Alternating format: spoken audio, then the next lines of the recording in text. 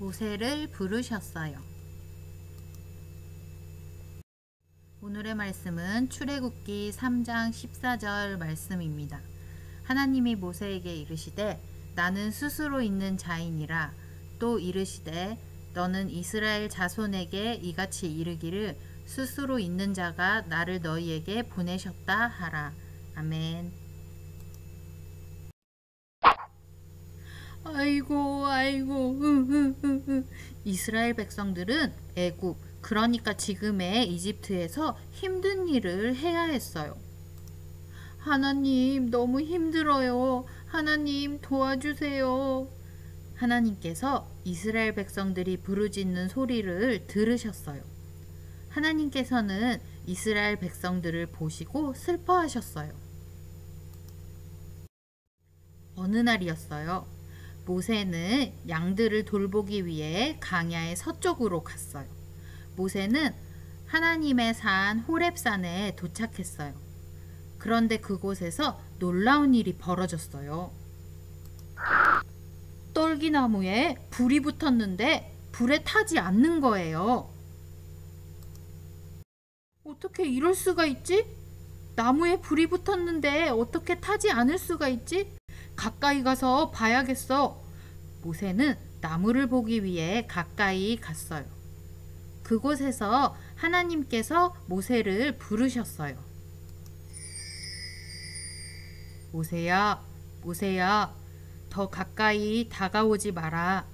내가 서 있는 곳은 거룩한 땅이니 너는 신발을 벗어라. 모세는 하나님의 말씀대로 신발을 벗었어요. 하나님께서 모세에게 말씀하셨어요. 내가 이스라엘 백성들이 고통당하는 것을 보았다.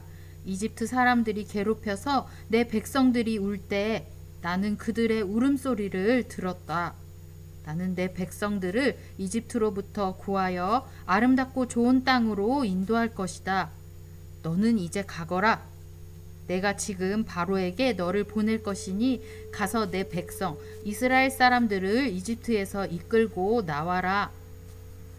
모세는 깜짝 놀라며 하나님께 물었어요. 하나님, 제가 어떻게 이스라엘 백성들을 이집트에서 이끌고 나옵니까? 하나님께서 모세에게 말씀하셨어요. 내가 너와 함께 할 것이다.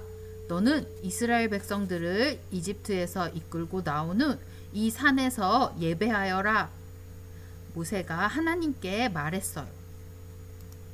만약 이스라엘 사람들이 저의 말을 듣지 않으면 어떻게 합니까? 내 손에 있는 것이 무엇이냐? 지팡이입니다.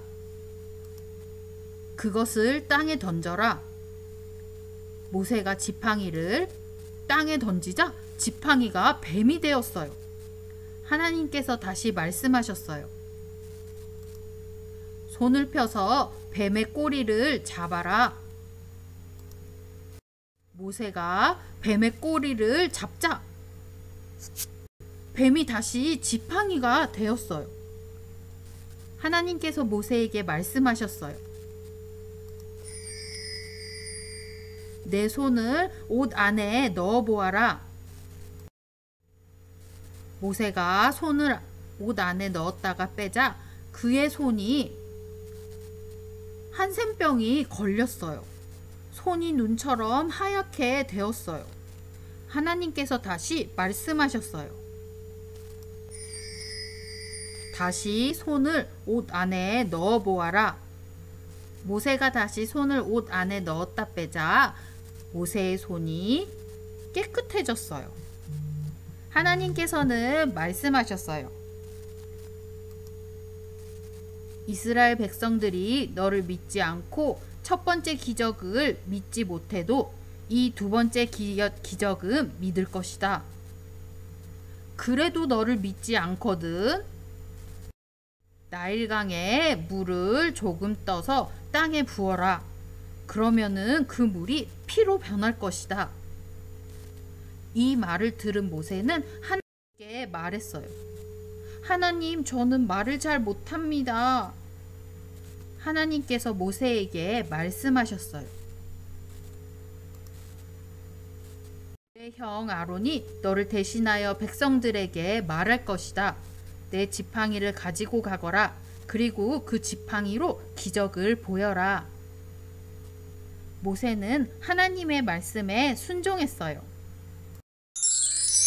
모세는 하나님의 말씀대로 이스라엘 백성들을 이집트에서 이끌고 나왔어요. 우리 친구들, 하나님께서는 하나님의 백성인 이스라엘 백성들이 힘든 것을 보시고 모세를 부르셨어요. 모세는 하나님의 말씀에 순종하여 하나님께서 약속하신 땅을 향해 갔어요. 하나님께서는 하나님의 백성들을 버리지 않으세요. 하나님의 약속을 믿고 따라가요. 우리도 하나님의 약속을 믿고 말씀 따라 사는 하나님의 자녀들이 되어요. 하나님은 우리의 소리를 들으시고 하나님의 백성인 우리를 끝까지 지켜주실 것을 믿어요. 기도할게요. 하나님, 감사합니다. 하나님께서는 이스라엘 백성들의 소리에 귀 기울여 주셨어요. 우리도 모세처럼 하나님의 부르심과 약속을 따르게 해주세요.